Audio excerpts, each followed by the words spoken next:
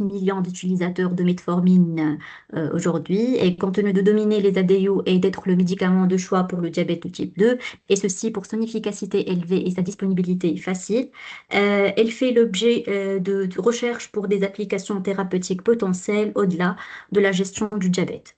Donc, parlons de son origine et son histoire. L'origine de cette molécule est liée à la Galega officinalis, une plante médicinale traditionnelle d'Europe médiévale. Elle est riche en guanidine démontrée comme abaissant la glycémie. Donc, des dérivés de la guanidine ont été synthétisés et certains ont été utilisés pour traiter le diabète dans les années 1920 et 1930, mais leur utilisation a été abandonnée en raison de leur toxicité et la disponibilité de l'insuline.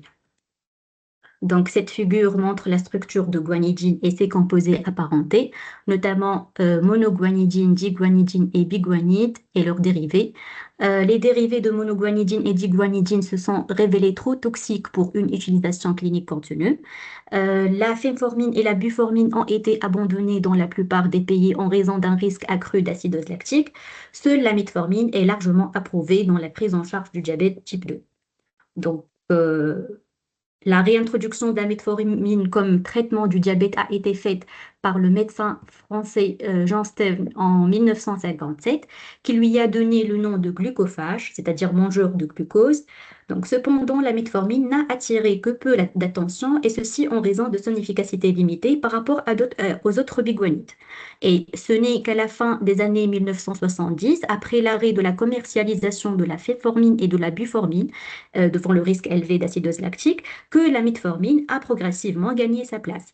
Donc, the Food and Drug Administration des États-Unis a approuvé l'utilisation de la metformine pour le traitement du diabète de type 2 chez l'adulte qu'en décembre 1994. Après un examen approfondi, la metformine a été introduite aux États-Unis en 1995. Et depuis 2002, elle fait partie des médicaments de première ligne dans plusieurs lignes directrices internationales. Donc, plus de 60 ans après son introduction dans le traitement du diabète, la metformine est l'ADO le plus prescrit au monde, avec un potentiel pour de nouvelles applications thérapeutiques. Donc, un rappel sur sa pharmacocinétique. La metformine est absorbée par le tractus gastro-intestinal, atteignant des concentrations plasmatiques maximales en 2 heures, avec une demi-vie de 2 à 6 heures. La biodistribution de la metformine dépend des transporteurs de cations organiques. On a 3 sous-types ECT 1, 2 et 3 qui sont exprimés dans divers tissus. Elle est éliminée inchangée par les reins et excrétée dans les urines. Donc, il faut savoir que la metformine, c'est un médicament doté de multiples sites d'action et multiples mécanismes moléculaires qui sont intriqués et qu'on va essayer de les simplifier. Donc, en effet, après son ingestion, la metformine se trouve au niveau cellulaire via le transporteur cationique organique 1. Elle s'accumule dans les cellules et les mitochondries en raison de sa charge positive et elle agit en inhibant le complexe 1 mitochondrial, entraînant une diminution de l'ATP et augmentation de l'AMP, activant ainsi l'AMP kinase, qui est un régulateur clé du métabolisme lipidique et glucidique. Donc également qui est impliqué dans plusieurs voies de signalisation moléculaire. Donc par conséquent, les effets étendus de la metformine sont médiés majoritairement par cette AMP kinase. Mais il a été prouvé que la metformine peut toujours affecter les cellules en absence de cette AMP kinase, et ceci en ciblant les états réduction-oxydation, les mitochondries et d'autres signaux. Donc, comme on a dit, multiples sites d'action via de multiples mécanismes moléculaires. Le foie est l'un des organes cibles importants des actions de la metformine, où elle agit en inhibant la néoglucogenèse, en diminuant la lipogenèse et en augmentant l'oxydation des acides gras. Autres sites d'action, notamment le muscle squelettique et le tissu adipeux, où on observe une augmentation de l'absorption du glucose et de l'oxydation des acides gras et une réduction de l'adipogenèse. Donc, comme le montrait cette figure, l'activation de l'AMP kinase entraîne une réduction de l'activité de l'acétyl-CoA carboxylase, qui est une enzyme clé de la lipogenèse, et une diminution de l'expression de EBP1, un facteur de transcription lipogène clé, donc induisant une augmentation de l'oxydation des acides gras et une diminution du synthèse des triglycérides et des VLDL. Donc, et comme implication clinique de ceci, on cite l'effet bénéfique de la metformine au cours de la stéatose hépatique non alcoolique, qu'on va détailler ultérieurement. Donc, autre cible de la metformine, le système immunitaire. La metformine y agit par inhibition de la voie du facteur nucléaire kappa B dans les cellules immunitaires, qui est un régulateur essentiel de la réponse immunitaire. Elle inhibe aussi la différenciation des monocytes en macrophages et elle diminue également la production de cytokines inflammatoires. Le tractus gastro-intestinal est prouvé comme un site d'action alternatif pour cette molécule, ceci en diminuant l'absorption du glucose, en augmentant la sécrétion du GLP-1, en augmentant l'utilisation du glucose par l'intestin et aussi en modulant le microbiote intestinal. Donc, via des mécanismes AMPK dépendants, mais aussi AMPK indépendants et à travers des voies de signalisation diverses, comme illustré par cette figure, la metformine, elle exerce ses effets évidemment sur le métabolisme lipidique et glucidique, mais aussi sur de nombreux autres domaines de fonctionnement cellulaire, notamment les voies inflammatoires, le stress oxydatif, l'intégrité de la barrière intestinale et le microbiote intestinal. Donc, sur la base de ces effets, la metformine a un potentiel bénéfique pour plusieurs domaines au-delà du diabète, tels que les maladies cardiovasculaires, le cancer, les maladies neurodégénératives, le vieillissement, les maladies de la reproduction et les maladies infectieuses. Donc, commençons par metformine et diabète. Au cours du diabète, la metformine a fait preuve d'efficacité et de sûreté depuis plusieurs années. Cette étude de Di Fronzo et al. En 1995, menée auprès de 289 patients diabétiques qui sont répartis en deux groupes, un groupe placebo et un groupe metformine. À la fin de l'étude, les patients du groupe metformine avaient des concentrations moyennes de glycémie à jeun et des valeurs d'hémoglobine glyquée significativement réduites par rapport au groupe placebo. Donc, selon les lignes directrices internationales, la metformine, c'est le traitement de première intention préféré pour les personnes atteintes de diabète de type 2 qui ne peuvent pas atteindre les objectifs glycémiques uniquement par des interventions sur le régime alimentaire et le mode de vie. Donc, elle a fait preuve d'efficacité en monothérapie ou en combinaison avec d'autres traitements anti-hyperglycémiens. Et des preuves récentes ont indiqué que le schéma thérapeutique à base d'association présente un meilleur effet sur le contrôle des taux de glucose plasmatique que la metformine seule. Donc, comme on a déjà dit, le traitement, la metformine, qui est le traitement anti-hyperglycémien le plus prescrit au monde, a montré des effets au-delà du diabète qu'on va détailler au cours de cette partie. Donc, commençons par le système cardiovasculaire.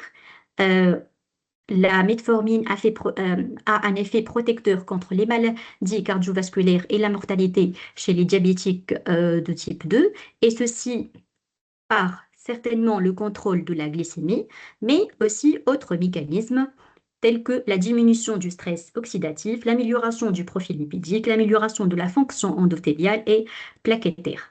Donc, en effet, l'activation de la MP kinase par la metformine, elle stimule la synthèse d'oxyde nitrique endothélial, d'où une augmentation du monoxyde d'azote, un puissant vasodilatateur, ayant un effet direct sur la protection endothéliale. On observe aussi des effets inhibiteurs sur la signalisation de mTOR et donc une inhibition de la prolifération cellulaire et une inhibition de la signalisation NF-kappa-bêta, donc inhibition de l'inflammation.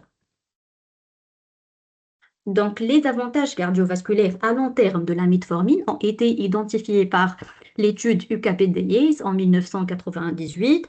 Donc, 1704 patients diabétiques de type 2 montrant un effet protecteur cardiovasculaire.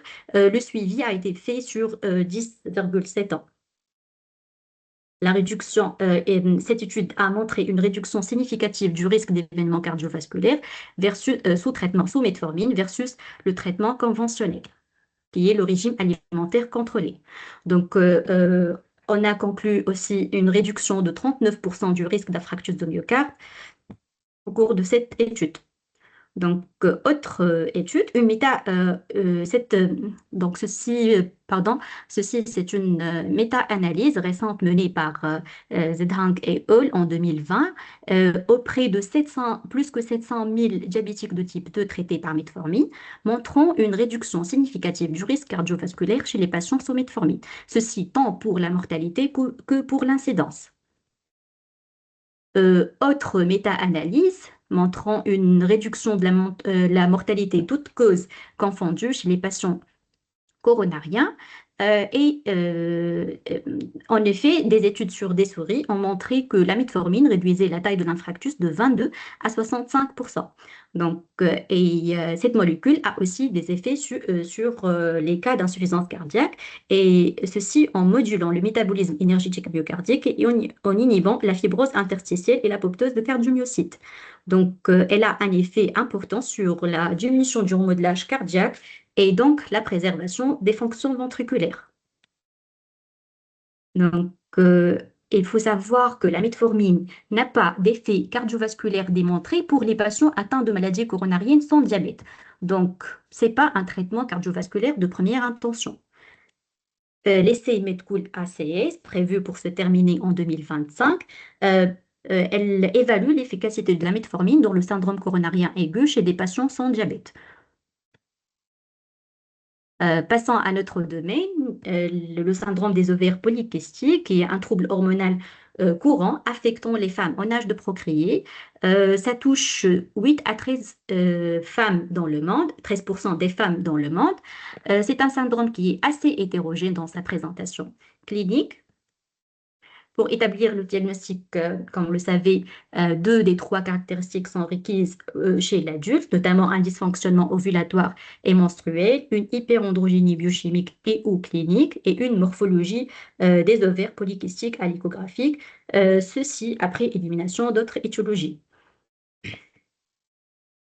Donc, la metformine est de plus en plus prescrite au cours de ce syndrome. Ces mécanismes d'action ne sont pas clairement établis.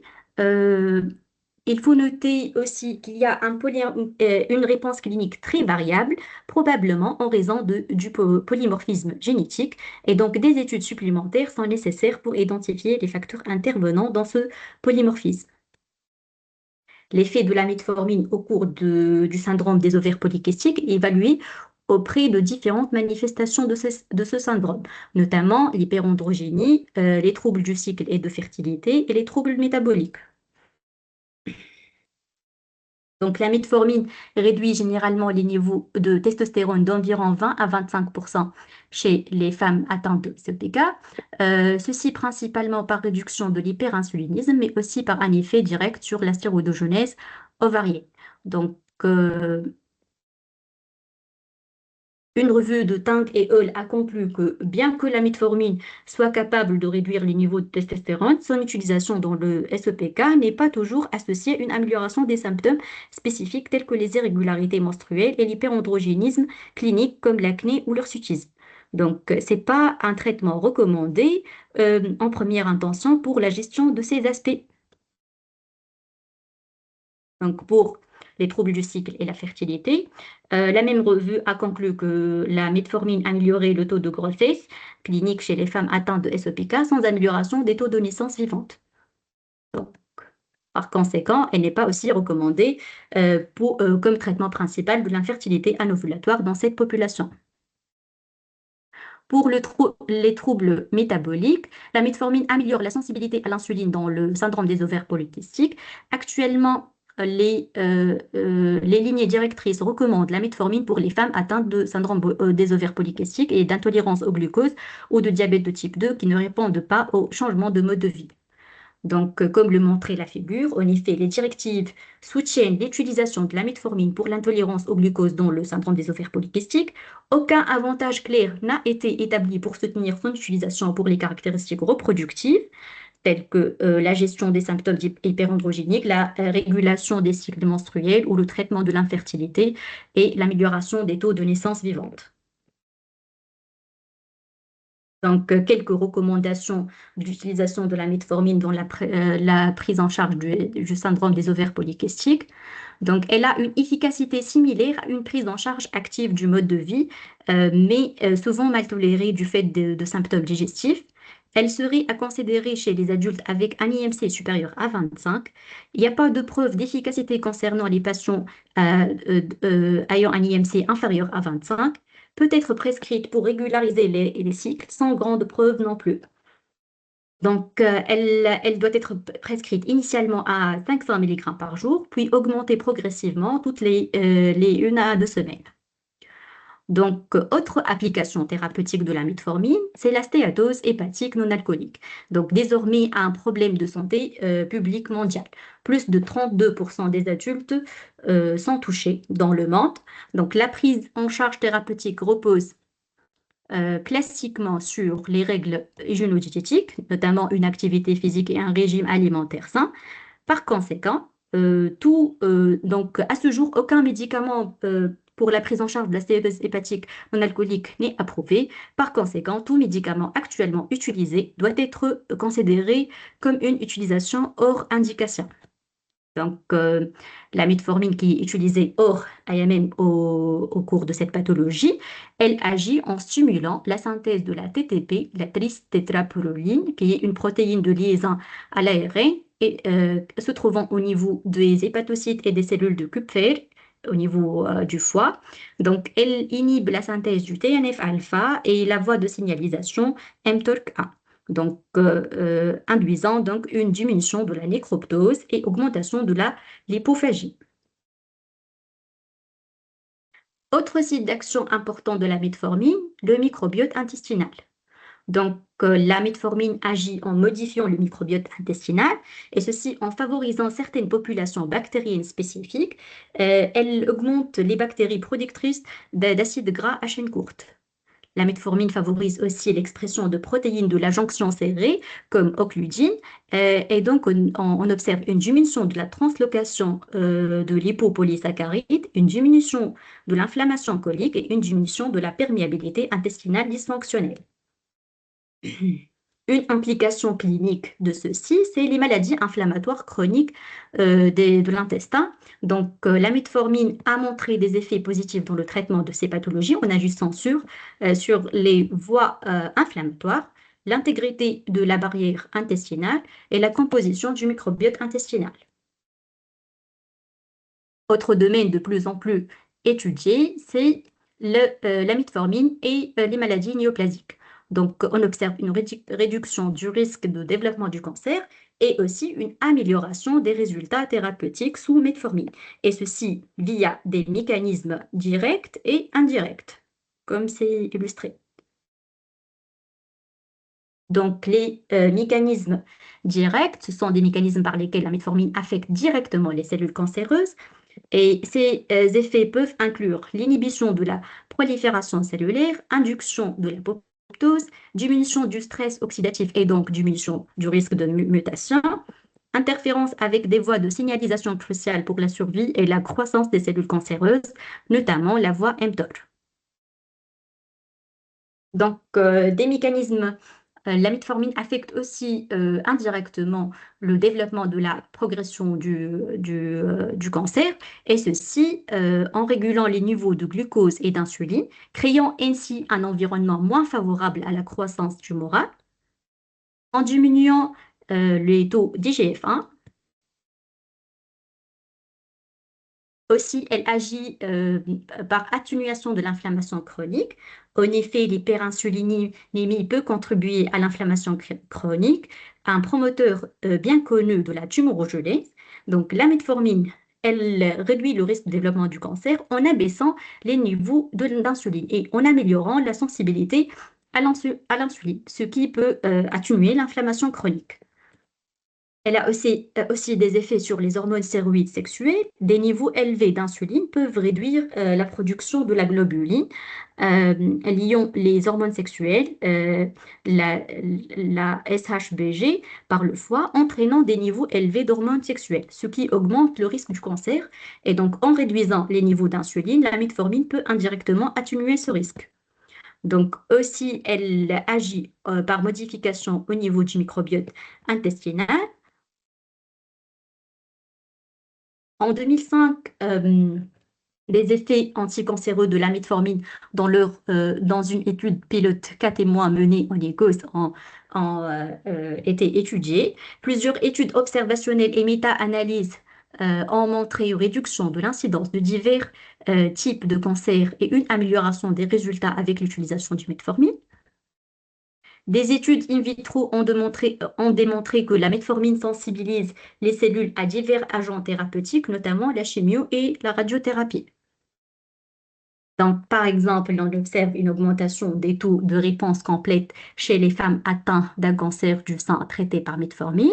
Donc, comme on voit ce diagramme. Donc, 2529 patientes ayant reçu une chimiothérapie néoadjuvante pour un cancer du sein à un stade précoce entre 1990 et 2007, la proportion de réponse anatomopathologique complète était significativement plus élevée dans le groupe metformine que dans le groupe sans metformine et dans le groupe non diabétique. Donc, aussi, autre étude menée auprès de 133 patients en post-polypectomie ont été répartis au hasard en deux groupes, un groupe metformine et un groupe placebo, et ont subi une coloscopie de suivi à un an. L'incidence de polypes totaux dans le groupe metformine était significativement plus faible que dans le groupe placebo. Donc, et l'incidence des adénomes dans le groupe metformine était également significativement plus faible que dans le groupe placebo. Donc, autre étude pour autre NIO. Donc, il y a une autre étude qui a montré que les patients diabétiques diagnostiqués d'un cancer de prostate présentent une diminution significative du risque de mortalité spécifique au cancer et toutes causes confondues avec un traitement prolongé par metformine. Euh, donc, des recherches de Tan et al. Ont montré que les patients diabétiques atteints d'un cancer du poumon avancé avaient une survie globale améliorée, une survie sans progression plus longue avec un traitement à la metformine. Donc, il est remarquable de constater que la metformine a démontré son efficacité pour empêcher l'évolution des états aussi précancéreux vers le cancer, même chez les individus non diabétiques. Donc, des études ont montré que la metformine peut induire une régression même des états précancéreux. Autre domaine de l'efficacité de cette molécule, c'est son action au niveau de l'os. L'ostéoporose, qui est un problème de santé mondiale, la metformine a montré un potentiel de traitement dans cette pathologie, et ceci en diminuant les ostéoclastes et en augmentant les ostéoblastes, et donc induisant un renforcement du dépôt minéral osseux. Donc, rappelons les formes et les présentations disponibles pour cette molécule. On la prend une ou deux fois par jour avec les repas à une faible dose. Généralement, on commence par 500 mg et jusqu'à atteignant 2000 mg par jour. Il y a deux types de formulations principales. Donc, la formulation à libération immédiate, qui est la plus conventionnelle et la plus largement utilisée, et la formulation à libération prolongée, qui améliore l'observance en réduisant les effets indésirables, notamment gastro-intestinaux. Donc, cette formule prolongée est basée sur la combinaison de metformine avec des systèmes d'administration de polymères qui permettent au comprimé d'absorber l'eau et de se dilater jusqu'à 150% de sa taille d'origine dans les 15 minutes suivant l'ingestion. Donc, l'ancrant ainsi dans l'estomac, et il va libérer lentement la metformine dans l'intestin grêle sur une période de 8 à 9 heures. Donc, la metformine peut être utilisée seule ou combinée avec d'autres antidiabétiques comme les sulfamides, les inhibiteurs de DPP4, les inhibiteurs de SGLT2 ou l'insuline, et ceci améliore son efficacité. Donc, ici, on montre les formes monothérapie et les formes combinées. Donc, Ici, c'est une étude réalisée en collaboration entre notre équipe et l'équipe de physiologie à Farhat Hached qui a comparé la prise de la metformine pendant le repas et la prise 30 minutes avant le repas, montrant une supériorité de cette dernière, notamment sur le niveau de pic de l'insuline et le niveau de glycémie. Donc, les effets indésirables de la metformine, les plus courants, c'est les effets gastro-intestinaux, qui est diarrhée, nausée, inconfort abdominal, qui sont bénins et transitoires et qui sont liés à la dose. Donc, ces effets gastro-intestinaux, ils sont gérés par l'augmentation progressive de la dose, la diminution temporaire de la dose, l'utilisation des formes à libération prolongée. Cependant, environ 5% des patients sont intolérants à la metformine même à faible dose, et il est nécessaire d'arrêter le médicament. Dans ce cas, d'autres options thérapeutiques doivent être envisagées. On trouve aussi comme effet indésirable la carence en vitamine B12. L'utilisation prolongée de la metformine a été associée à une carence en vitamine B12. Le mécanisme exact de cette carence n'est pas connu, mais elle pourrait être due à une réduction de l'absorption de la vitamine B12 dans l'intestin. Donc, il est recommandé de faire des tests périodiques des niveaux de vitamine B12 au moins une fois par an chez les patients sous traitement à long terme par metformine et surtout en présence d'une anémie ou d'une neuropathie périphérique. Donc, l'acidose lactique, qui est une condition rare, mais potentiellement mortelle, associée au traitement par biguanide, surtout fenformine qui a été retirée du marché dans les années 70 en raison de sa forte association avec l'acidose lactique. Donc, cette complication, elle est évitée par le respect des contre-indications. Donc, pour conclure, bien évidemment, donc, la metformine, elle a été introduite pour traiter le diabète sucré il y a plus de 6 décennies. Ses bénéfices cliniques sont aujourd'hui décrits au-delà du contrôle glycémique. Elle a été testée dans le cadre de nombreuses affections. Cependant, des essais cliniques supplémentaires sont nécessaires pour comprendre pleinement la sécurité et l'efficacité de cette molécule dans différentes pathologies.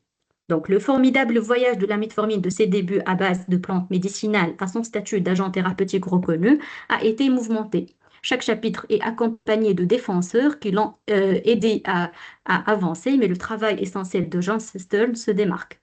Donc, et merci.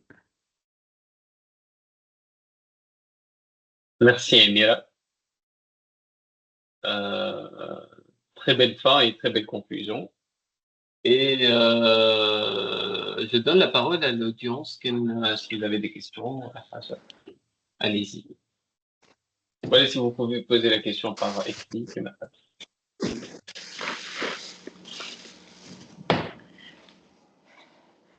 Merci Emira et bravo pour ta présentation. J'ai adoré la conclusion. C'est une très belle conclusion. C'est vrai que